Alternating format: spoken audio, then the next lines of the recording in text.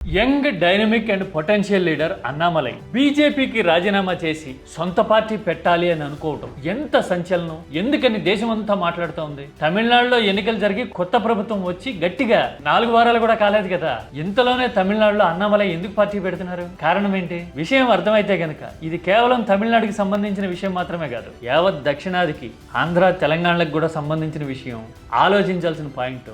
అన్నిటికీ మించి దేశంలో రాజకీయ వాతావరణం, మూడ్ అండ్ మైండ్ సెట్ ఎలా మారుతున్నాయో మనకు పట్టి చూపించే పరిణామం ఇది. తెలుసా మీకు? అన్నామలై ఎందుకు ఇంపార్టెంట్, ఎంత డైనమిక్, ఎంత తెలివైనోడు అనేది మాట్లాడదాం. దాంతోపాటు అన్నామలై పార్టీ పెట్టడం అనే పరిణామం తెలుగు రాష్ట్రాల రాజకీయాల్ని, మరీ ముఖ్యంగా ఏపీ పొలిటికల్ ల్యాండ్స్కేప్ ని ఎలాగ ప్రభావితం చేసే అవకాశం ఉందో డీటెయిల్డ్ గా డిస్కస్ చేద్దాం. நம்ம இறந்த பிறகு புழுக்களாக இந்த மண்ணில போக போறோம். அந்த ஈகோவை உடைக்கணும்.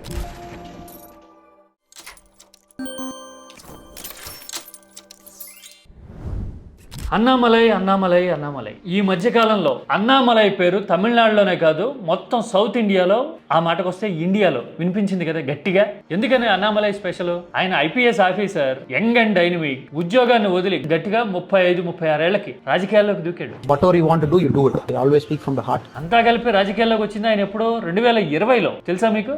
ఆయన 2021లోనే తమిళనాడులో బీజేపీ స్టేట్ ప్రెసిడెంట్ అయిపోయాడు. ఏముంది, తమిళనాడులో బీజేపీ ఎక్కడుంది? స్టేట్ ప్రెసిడెంట్ అయితే గొప్ప అంటారా? గొప్పే.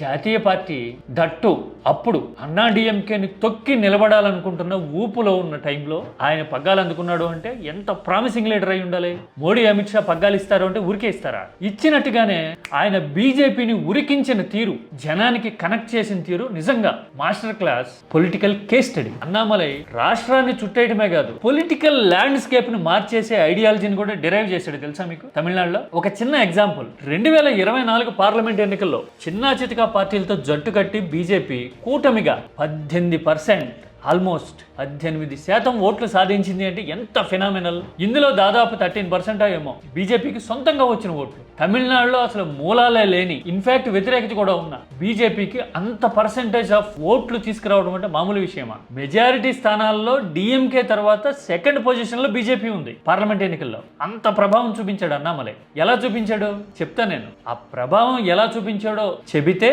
చూస్తే గనక ఎంత తెలివైనోడు పొలిటికల్ గా అనేది అర్థమవుతుంది. ఇప్పుడు తీసుకున్న స్టెప్ వెనక ఎంతటి వ్యూహం ఉంది అనేది తెలుస్తుంది. ఆ వ్యూహం తెలుసుకోవడం ఏపీ లాంటి రాష్ట్రాలకు అవసరం. ఏం చేశాడు బీజేపీ పగ్గాలు అందుకున్న తర్వాత అన్నామలై? తమిళనాడులో రాష్ట్రం అంతా తిరిగాడు, ఎజెండా సెట్ చేశాడు. 2 పాయింట్లు ప్రధానంగా. డిఎంకే అవినీతి కూపం అయిపోయింది, ప్రతి దానికి కమిషన్లు, చందాలు, దందాలు, వసూళ్లే అనే విషయాన్ని పాదయాత్ర చేసి మరి కాలికి బలపం కట్టుకు తిరగడం అంటారే, అలా తిరిగి ప్రతి ఒక్కడి చెవికి ఎక్కించాడు. ఆ తర్వాత కరుణానిధి, స్టాలిన్, ఉదయనిధి ఎంతసేపు వీళ్ళ పరంపరేనా, వారసత్వమేనా, మనకి ఐడెంటిటీ అక్కర్లేదా అని చెబుతూ వారసత్వానికి వ్యతిరేకంగా పురెక్కించాడు. పైగా ద్రవిడియన్ ఐడియాలజీ పేరుతో అన్నా డిఎంకే 2 మన కళ్ళ గంతలు కట్టేసి పిల్లి ఎలక ఆట ఆడుతున్నాయి ఇంతకాలం. అసలు ఎజెండా పేదలు, చదువుకున్న యువత జీవితాలు బాగుపడ్డం కదా. మరి అలాంటి రాజకీయం రావాలంటే నాలంటోని ముందు పెట్టండి అని ఛాలెంజ్ చేసి సవాల్ చేశాడు. Make sure every vote counts, bring everybody together. సరిగ్గా అదే టైంలో బీజేపీకి కూడా ఒక బ్రహ్మాండమైన రిపోర్ట్ ఇచ్చాడు. ఇన్సైడ్ సోర్సెస్ ప్రకారం, నాకున్న ఇన్ఫర్మేషన్ ప్రకారం, నేను గతంలో కూడా కోట్ చేశాను. ఒక్క 10 ఏళ్ల సమయం ఇవ్వండి, సొంతంగా బీజేపీని అధికారంలోకి తీసుకొస్తా అన్నాడు. అంటే బై ద టైమ్ ఆఫ్ 2034 అని అనుకోవచ్చు. అంటే పార్లమెంట్ ఎన్నికల నాటికి, అదే అసెంబ్లీ పరంగా లెక్కేస్తే కనుక 26లో జరిగినాయి కాబట్టి 31 నాటికి ఒక 10 ఏళ్ల పీరియడ్ ఇవ్వండి నాకు అని బీజేపీ నాయకత్వాన్ని అడిగాడు. కానీ బీజేపీ అన్నామలైతో డిఫర్ అయింది. ఎందుకని? మోడీ, షా జమానాలో 5 ఇయర్ ప్లాన్ నడుస్తూ ఉంది. ఆ 5 ఇయర్ ప్లాన్స్ ఏది పంచవర్ష ప్రణాళికలు లేవు, కానీ పొలిటికల్ గా ఎలక్షన్ టు ఎలక్షన్ అనే టైం లైన్ పెట్టుకుని బీజేపీ పనిచేస్తుంది. ఒక్కసారి అసెంబ్లీ ఎన్నికలు అయినాయి అనుకోండి, డిజరప్టివ్ పాలిటిక్స్ అంటే ప్రత్యర్థుల కూసాలు కదిలిపోయేలాగా కొట్టాలి. 5 ఏళ్ల తర్వాత మళ్ళీ అధికారంలో ఎలా ఉండాలి అని కుర్చీ ఎక్కిన మరుక్షణం నుంచి ఆలోచించాలి. ఇప్పుడు బెంగాల్లో చూస్తున్నాం కదా, అధికారంలోకి వచ్చి 200లకు పైగా సీట్లు వస్తే సంతృప్తి పడట్లా. తృణమూల్ కాంగ్రెస్ ని చిందరవందర చేసి ఛిద్రం చేసే వరకు వదిలిపెట్టమంటున్నారు కదా. అలా ఉంటుంది BJP strategy. Election to election plan అంటే అది. మనకి నెక్స్ట్ ఎలక్షన్ ఇంపార్టెంట్, 26 ఇంపార్టెంట్, ఇది వర్కౌట్ కాదు అనేసరికి అన్నామలై నొచ్చుకున్నాడు. డిస్టెన్స్ పెరగడం అక్కడ స్టార్ట్ అయింది. ఆ తర్వాత అన్నా డిఎంకేతో పొత్తు పెట్టుకుందాం అంటే వద్దు, అది చచ్చిపోతున్న పార్టీ, దాన్ని బతికించొద్దు, ఆ వ్యాక్యూమ్ లోకి మనం రావచ్చు అని పోరాడు. వర్కౌట్ కాల. అందుకోసమే గత అసెంబ్లీ ఎన్నికల్లో, మొన్న ఈ మధ్యన జరిగిన ఎలక్షన్స్ లో అన్నామలై పోటీ చేయలే. ప్రచారంలో ఎక్కడా కనపడలా, మీరు అబ్జర్వ్ చేశారా? కానీ అన్నామలై ఎంత ప్రభావశీలమైన వ్యక్తి అని చెప్పడానికి అన్నామలై డిరైవ్ చేసిన అవినీతి వ్యతిరేక వారసత్వ వ్యతిరేక విధానాన్ని విజయ్ అందిపుచ్చుకున్నాడు. డైనాసిటీ మోడల్కి వ్యతిరేకంగా మాట్లాడాడు అన్నామలై. అసలు ద్రవిడియన్ పాలిటిక్స్ పేరుతో వీళ్ళందరూ మనల్ని గబ్బు పట్టించేశారు, మనకు కావాల్సింది ఏంటి అని ఎక్కించాడు కదా మైండ్కి.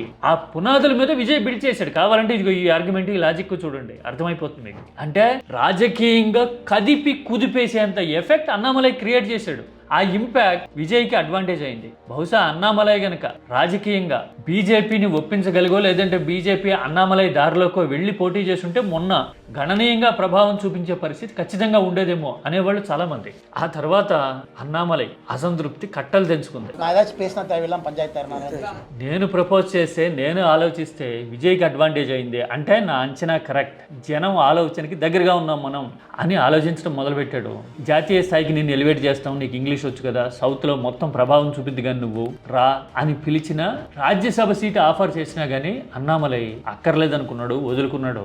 అమిత్ షాని కలిసి నమస్కారం పెట్టాడు. ఇది బ్యాక్గ్రౌండ్. బీజేపీకి తమిళనాడులో, దక్షిణాదిలో అనుకూలంగా లేవు పరిస్థితులు అని తప్పుకున్న రోజునే ఇక్కడ తెలంగాణలో మన పవన్ కళ్యాణ్ బీజేపీ ఎజెండాను భుజాన వేసుకుని మాట్లాడడము, మళ్ళీ మేము వస్తాం అని చెప్పడం కనబడింది. ఇది క్వైట్ కాంట్రాస్ట్. బీజేపీ కాదు, ఇండివిడ్యువాలిటీ ఉండాలి అని తెలివున్న అన్నామలై ప్రూవ్ చేస్తే, బీజేపీ ఎజెండాని వ్యూహాత్మకంగా పరోక్షంగా సపోర్ట్ చేస్తూ జనసేన ఉంటుంది అంటూ పవన్ కళ్యాణ్ తెలంగాణలో కొత్త రాగం అందుకున్నారు. తుపాకి ఇచ్చి వదిలేనంటే ప్రాణాలను వదిలేసి వచ్చాను రాజకీయాలు, గుర్తుపెట్టుకోండి, భయపడి కాదు. అన్నామలైతో పోలిస్తే, తమిళనాడుతో పోలిస్తే మన రాజకీయాలు ఏపీ తెలంగాణలో ఎంత విభిన్నంగా ఉన్నాయి అని చెప్పడానికి ఇదొక తిరుగులేని కాంట్రాస్ట్ ఎగ్జాంపుల్ కదా. మరి అన్నామలై పార్టీ పెట్టడం ఎందుకు ఇంపార్టెంట్?